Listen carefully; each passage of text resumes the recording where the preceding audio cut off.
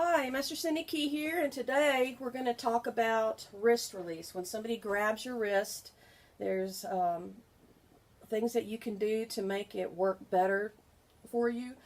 He comes and he grabs my wrist. This is going to be on video on probably Tuesday as well, so everybody, we'll try and do it verbally for you. He's going to grab my right wrist, and his thumb is up at the top of my forearm.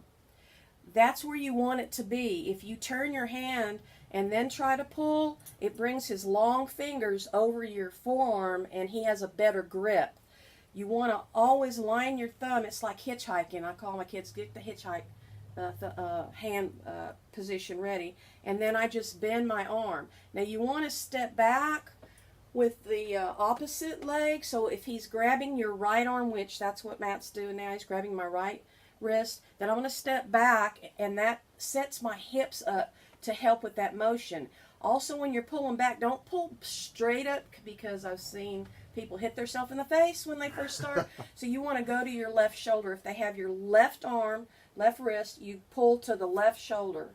Also, if they're really, really strong, or even if he has two hands, long as both thumbs are on the top and against my forearm, this forearm is like a knife blade. It'll cut through. If I turn my hand over and now the flat part of my arm, I'm not gonna have as much success, really. And especially if I start pulling down, I see a lot of people try to do that. They pull down, and now I'm really going against his long fingers, and that's not going to work. Always be sure that forearm is going to be like a blade against the thumbs. If he's really big and strong, I'm going to use my other hand, and I call this the baseball bat ready swing, because now I'm ready for my hammer fist,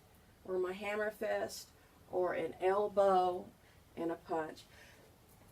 What also, when you're doing this, if he turns his hand the other way, let's say he's got his thumb at the bottom, you need to pay attention to that thumb, because that's where the weak part of his hand is. If I pull up, all these long fingers are helping. It's not going to work.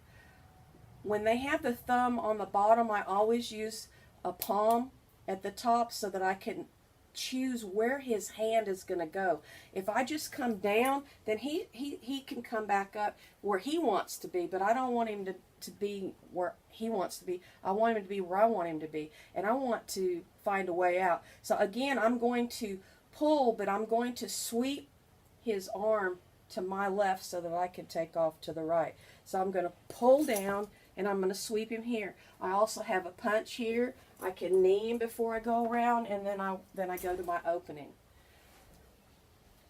So we'll do this again. Do it again here. Okay. We got a good view on the camera here. Okay. We got 1 minute to go. All right.